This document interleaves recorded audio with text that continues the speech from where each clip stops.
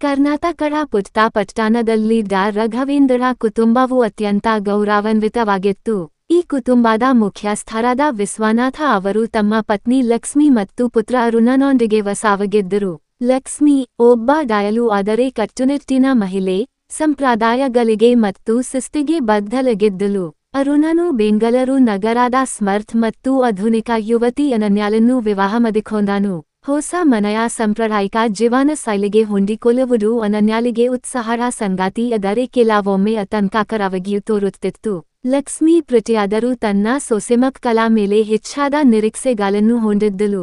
ಆರಂಭದ ದಿನಗಳಲ್ಲಿ ಅನನ್ಯ ರಾಘವೇಂದ್ರ ಮನೆಯ ವಿಧಿಗೆ ಹೊಂದಿಕೊಳ್ಳಲು ಹೋರಾಡುತ್ತಿದ್ದುದು ಕಂಡಿತು. ಮುಂಜಾನೆ ಪ್ರಾರ್ಥನೆಗಳು, ವಿಶಾಲವಾದ ಊಟಗಳನ್ನು ತಯಾರಿಸುವುದು ಮತ್ತು ಕಠಿಣ ಸಂಪ್ರದಾಯಗಳನ್ನು ಅನುಸರಿಸುವುದು ಅವಳಿಗೆ ಹೊಸದಾಗಿತ್ತು. ಲಕ್ಷ್ಮಿ ಬಹಳ ವೇಳೆ ಅನನ್ಯಳನ್ನು ತಿದ್ದುಪಡಿ ಮಾಡುತ್ತಾ ಇದ್ದಳು, ಇದರಿಂದ ಇಬ್ಬರ ನಡುವಿನ ಒತ್ತಡ ಹೆಚ್ಚಾಯಿತು. ಒಂದು ದಿನ ಕುಟುಂಬದ ಸಮಾರಂಭದಲ್ಲಿ ಅನನ್ಯ ಒಂದು ಸಾಂಪ್ರದಾಯಿಕ ಪದಾರ್ಥವನ್ನು ತಯಾರಿಸುವಾಗ ತಪ್ಪು ಮಾಡಿದಳು. ಲಕ್ಷ್ಮಿ ಅವಳನ್ನು ಎಲ್ಲರ ಮುಂದೆ ಬಪ್ಪಿಸಿದಳು.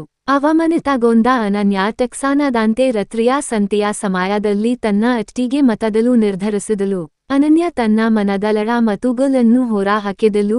ಅವಳು ತನ್ನಷ್ಟು ಶ್ರಮಿಸುತ್ತಿದ್ದಳೆ, ಆದರೆ ಲಕ್ಷ್ಮಿ ಅವರ ನಿರೀಕ್ಷೆಗಳನ್ನು ಈಡೇರಿಸಲು ಬರುವಾಗ ಅವಳು ಸದಾ ಸೋಲುತ್ತಿರುವ ಭಾವನೆಯನ್ನು ಹೊಂದಿದ್ದಳು. ಅನನ್ಯಳ ಮನ ಮುಟ್ಟಿದ ಮಾತುಗಳನ್ನು ಕೇಳಿದ ಲಕ್ಷ್ಮಿ ತನ್ನ ಸೊಸೆ ಒತ್ತಡಕ್ಕೆ ಒಳಗಾಗಿರುವುದನ್ನು ಅರ್ಥಮಾಡಿಕೊಂಡಳು.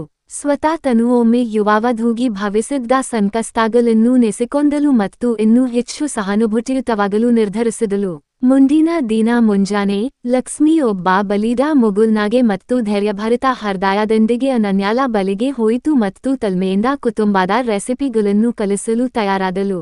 ನಿಧಾನವಾಗಿ ಲಕ್ಷ್ಮಿ ಮತ್ತು ಅನನ್ಯ ನಡುವಿನ ಸಂಬಂಧ ಬಲವಾಗತೊಡಗಿತು. ಅವರು ಒಟ್ಟಿಗೆ ವರೆಂಗೆ ತಯಾರಿಸುತ್ತಾ, ಕಥೆಗಳನ್ನು ಹಂಚಿಕೊಳ್ಳುತ್ತಾ ಮತ್ತು ಒಬ್ಬರು ಮತ್ತೊಬ್ಬರಿಂದ ಕಲಿಯುತ್ತಿದ್ದಂತೆ ಮನೆ ಉತ್ಸಾಹದಿಂದ ತುಂಬಿತು. ಅನನ್ಯ ಕೆಲವು ಆಧುನಿಕ ಸ್ಪರ್ಶಗಳನ್ನು ಸಾಂಪ್ರದಾಯಿಕ ಅಭ್ಯಾಸಗಳಿಗೆ ತಂದಳು, ಅವುಗಳನ್ನು ಲಕ್ಷ್ಮಿ ಮೆಚ್ಚತೊಡಗಿದಳು. ಇಂತಹ ಸಂತುಷ್ಟಿಯನ್ನು ಕಂಡು ಅರುಣನು ತಮ್ಮ ಜೀವನದ ಪ್ರಮುಖ ಮಹಿಳೆಯರು ಆಪ್ತವಾಗಿ ಹೊಂದಿಕೊಂಡಿದ್ದನ್ನು ನೋಡಿ ಸಂತುಷ್ಟನಾದನು. ಮೂಲ ಅರ್ಥವಂತಿಕೆಯಿಂದ ಮತ್ತು ಸಮರ್ಪಣೆಯಿಂದ ಸಂಬಂಧಗಳನ್ನು ಬಲಪಡಿಸಬಹುದು. ಇದು ಸಮರ್ಪಿತ ಆಧುನಿಕ ಮತ್ತು ಸಾಂಪ್ರದಾಯಿಕ ಸೊಸೆಗೆ ಸಂಬಂಧಿಸಿದ ಕಥೆಯಾಗಿದೆ.